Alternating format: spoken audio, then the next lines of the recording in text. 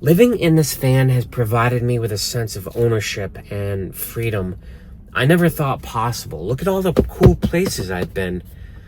But over the past month, I learned how fragile all of that can be. I blew the suspension. This vehicle was undrivable for the past 3 weeks. For the past 2, I've been living out of a little Chevy Blazer. And from that experience, I learned about things I want to do differently in here. Now that I have the van back, improvements all around. First and foremost, a power station solution. The portable things you kind of need if you're going to live in a vehicle. Now I know what the perfect one looks and functions like. I also got a cool new tool that will eliminate my need to take my hands off the wheel, do stuff on my phone, do stuff with wires, and a bunch of new gadgets and gizmos all over the place I want to put up. First, let me show you this awesome new power station. I just spent the last 2 weeks living in a little car, and I completely needed my power station, my Jackery 1000, which I've had for 4 years. I have emotional attachments to the thing. Before I built out the electrical system in my van, I lived off that thing for 1.5 years. Don't get me wrong, I love it, but it has serious limitations. For example, it took 9 hours to charge that thing from 0 to 100. If you're going to get a power station, which you absolutely need if you're going to be living in any vehicle, it's only as good as the time you have to charge it. Can you really stay in a coffee shop for 9 hours charging your battery? I don't think so. You need something with fast charging. This power station by a company called AFERY charges in about 1 hour and 15 minutes. This also has twice the capacitance of that Jackery 1000. This has 2,048 watt hours of capacitance. I'll do the math for you. That's 170 amp hours at 12 volts. That's a huge battery. Like, I could probably power my fridge off this thing for 2 or 3 days, more than I'll ever use. There's also other things about a power station that you only know are important through experience. For example, you're probably going to be turning the thing on in the dark most of the time because there's a lights out emergency. That's why you need the thing. On the Jackery 1000, the power button was so flat and flush and felt like every other button on the interface. I couldn't tell what it was in the dark. It took forever to turn the thing on. On this one, they figured that out. They made the power button this big shiny thing with weird ribbing. It's very easy to feel in the dark. You just hold it down for a few seconds and it comes on. Another important feature in your power station is the light. They all come with like a flashlight feature within them. On the Jackery, it was up here facing this way, even though the display was over here. You know, that looks fine when you're first shopping, but ultimately it makes no sense. When you have your power station out, like on a picnic table or something, you're going to have this side facing you, and whatever you have in front of you is what you're going to want illuminated, be it a book, a newspaper, a little project you're working on, your laptop, your food. You want the flashlight up here, facing out. They figured that out on the thing. They put the flashlight right down here. Just perfect. It's a nice dim, like, yellow tinted flashlight too. Not one of those awful halogen, like, science lab ones that hurt your eyes. Here's another huge pet peeve of mine with basically every other power station I've ever tinkered with. This one finally solved. Guess where the charger cord is on this thing? Right here at the top, they built a little compartment that you can put the charger cord in. I also put the user manual in there. All the peripherals you need for the thing right here. For the love of God, why do they not do this with other power stations, or laptops for that matter? You always have to carry around the battery thing, like, and the power cord separately. It drives me bonkers. These guys, AFERY, they finally figured that out too. There's another big reason specific to this model why I got it. All your DC outputs are down here, you know, where you'd expect them. Nothing big about that. Your inputs here, you can charge from, you know, anywhere. Car lighter, 3-prong outlet, all of that stuff. But they put the AC outlets, the 3-prong for all your power devices, over here. That's important because the way I have this packed in my power station here, this is the side facing out. So if I ever want to plug into this, I don't have to pull this out of the wall. In fact, let me show you my setup here for my auxiliary power station. This whole wall across from my bed is my auxiliary power station. Something I think you're gonna want if you live in a van. This is, first of all, it serves a lot of purposes. If my whole electrical system were to die, or I had to throw the kill switch for whatever reason, I have a secondary source of electricity. That might keep me alive in the winter. This also serves a lot more purposes than that, though. This right here is my little anchor battery. I got this because it's light. It fits this little shelf right here perfectly, and I can carry this into a coffee shop, grab some charge relatively quickly. It doesn't have a high capacitance, though. Not nearly as much as this new AFERY I just got. This right here is another power station. This is 100 amp hours. It can only charge DC devices, like a laptop or a phone, through a little adapter on the top. But it serves another purpose. It has 2 big nodes on it, so it doubles as like a regular battery. I could jump start a car with this thing, something I cannot do with this or with the AFERY. Now, the new AFERY I just got, it sits down here, and it actually fits this space perfectly. By like fluke of design, I can lift up this compartment right here, and I have like 1 millimeter of clearance. This is right flush up against the wall. The reason I wanted those AC outlets on this side is because, as you can see, even though the face of it is facing that way, this right here is what I'm going to want to use to plug in my laptop or other stuff, so I don't have a wire dangling from here trapping me when I'm sitting on my bed facing this way. The wire is like disappeared behind the thing. It also has, like I said, a huge capacitance, so I can use this, take the cord out, plug it in here, and plug it into right there, and transfer charge from this to this. I can also transfer charge from this to this. I can transfer charge between the stuff. Technically, I can just like take this light one in and out, do all my charging through that, charge the other stuff. But this AFERY 2400 is an absolute beast. It's almost like it was made to be. So if you're thinking of getting a power station, I would skip the incremental stuff. Go straight to this. It's the 2400 watt, and it fits my space perfectly. It actually comes with a few other things right here. The AFERY came with this as packaging. It was like styrofoam. In my last video, I covered it up with tape. I'm recycling this so I can store some of the peripherals. They give you a bunch of like different charge scenarios right there. They give you a nice rain jacket if you ever want to bring it outside. I would personally just like bring it inside if it started raining. But this thing is really nice.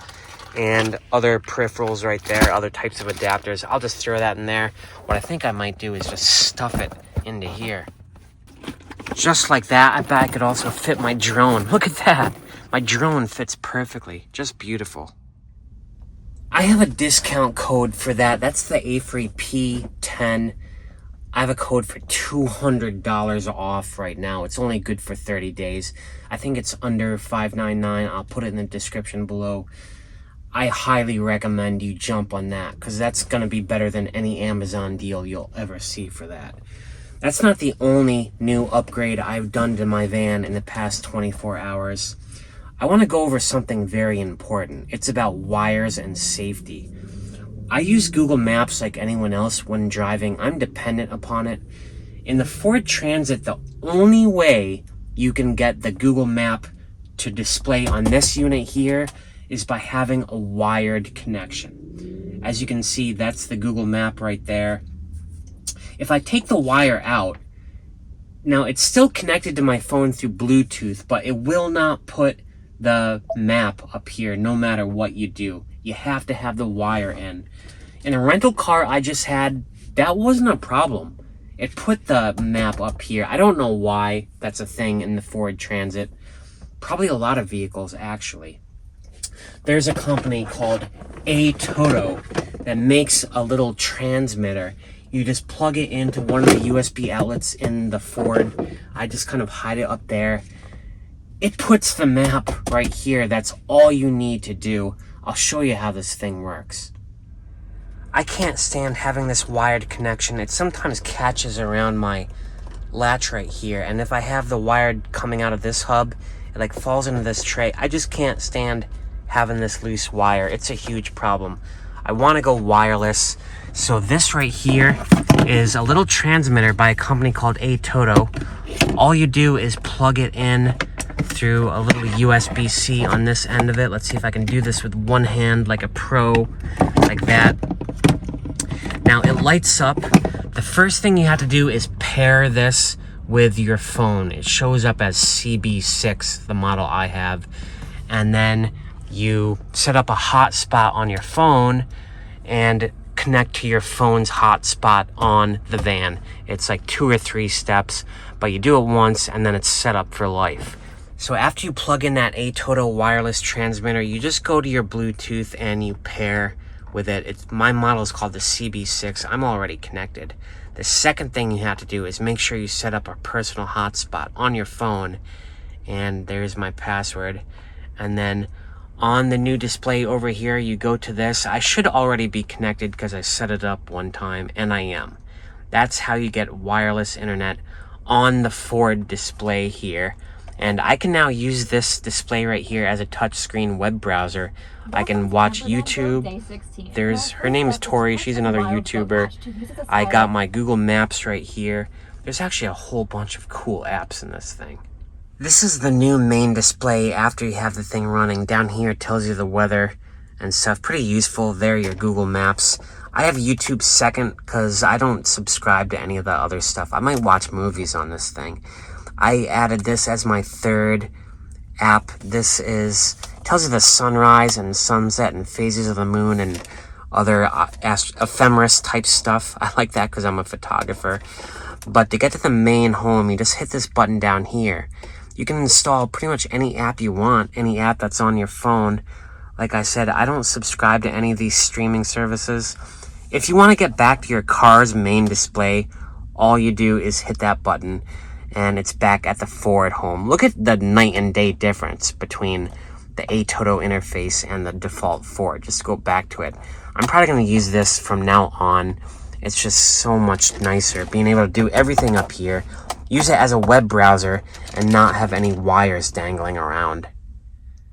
This is called the CarPlay by a company called ATOTO. I have a discount code for this thing too.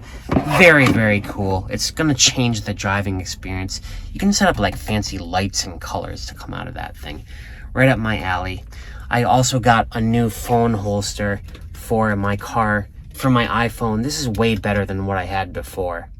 Believe it or not, I just found this phone holster at AutoZone. The reason it's so much better is I can put my phone on it like that, and there's nothing obstructing the lenses.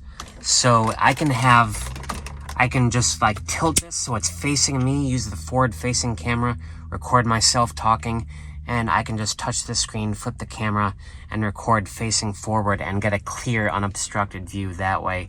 I don't know why it took me so long to get to that. The last reason I would even have a wire is to charge my phone while driving.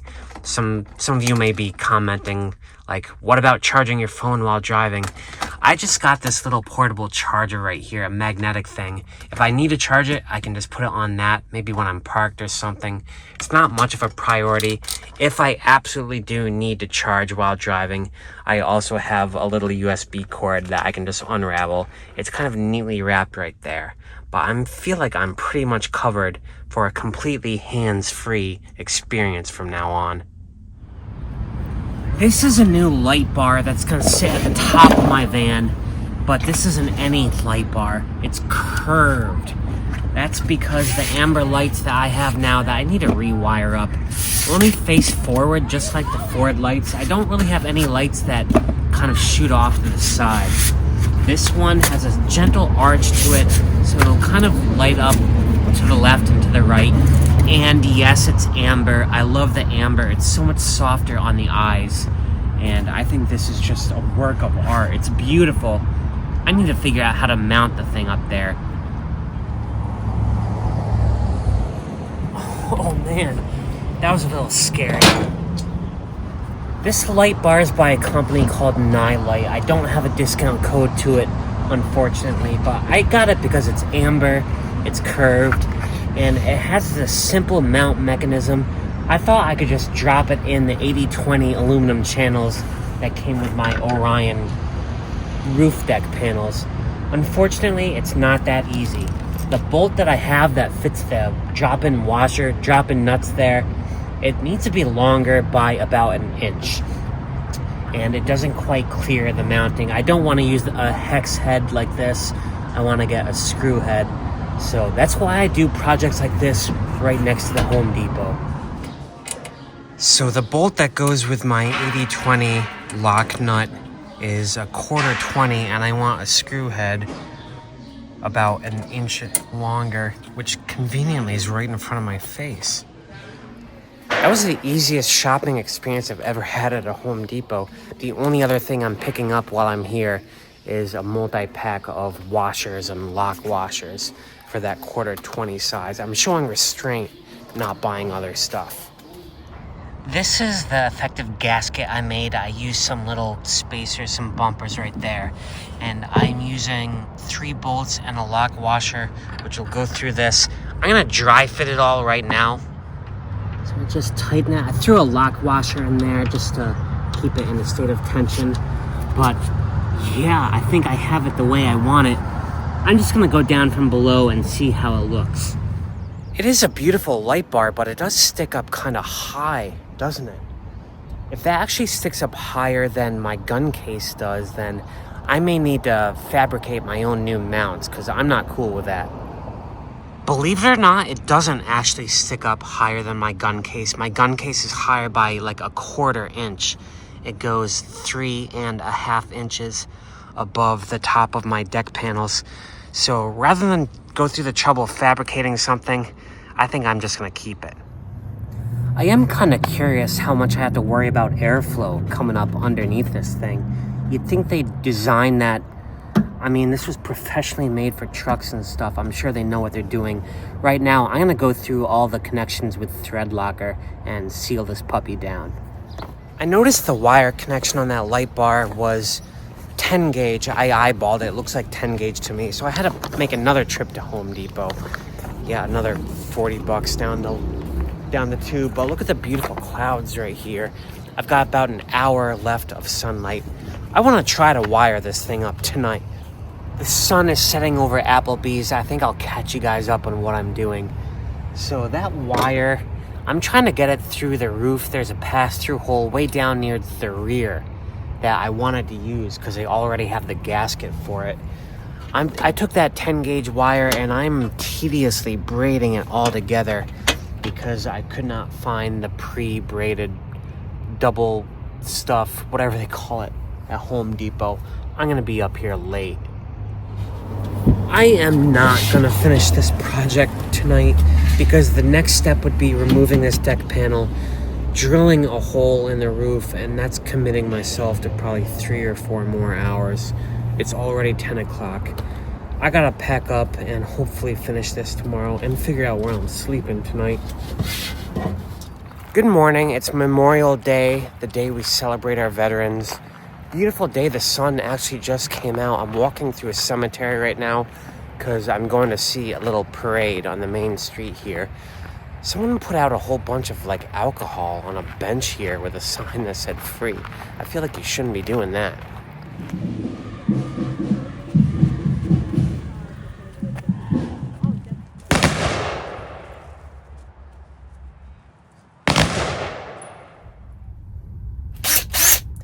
Memorial Day is always a special holiday for me.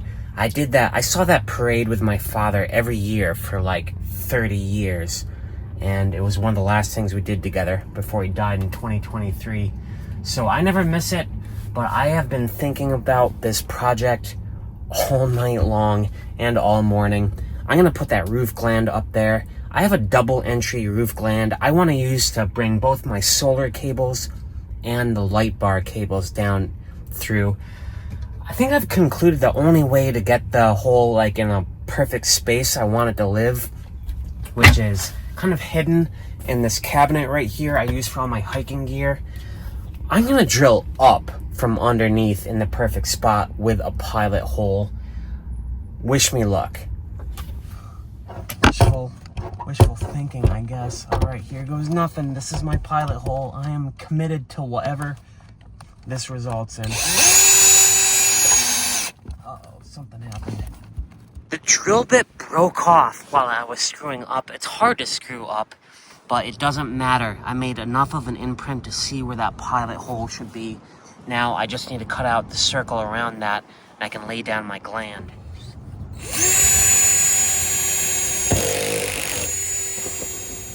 This is so satisfying. I finally did it. I got everything wired up. I got my amber lights on the sides here. I got the fog light. I haven't tested anything. I'm just gonna clean up this whole mess. Before I test all that stuff out though, there's one more thing I want to do up here in the roof. Secure my gun case even more. I'm replacing all the washers with these fender washers. Big and flat. I'll have a grip on both sides of this, a little washer bolt system, and I'm installing 2 more carriage bolts just to lock this sucker down even more. My new and improved bolt assembly, the carriage bolt sits right in here, so I don't have to, it locks itself. It comes in this way, and I'm using a big fat fender washer, a lock washer, some thread locker, and a bolt. I'm gonna have 1, 2, 3, 4, 5, 6, 7 of this system in here.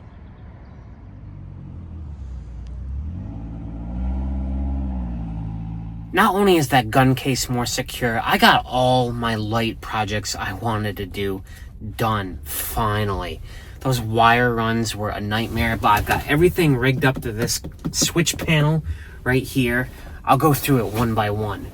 First, the amber lights, the first switch, they are now just empty sockets in my front bumper. I got new lights coming in that are gonna be going in those slots. I do have the wire runs pre-installed because that's where my first round of amber lights were. I just left the wire runs there.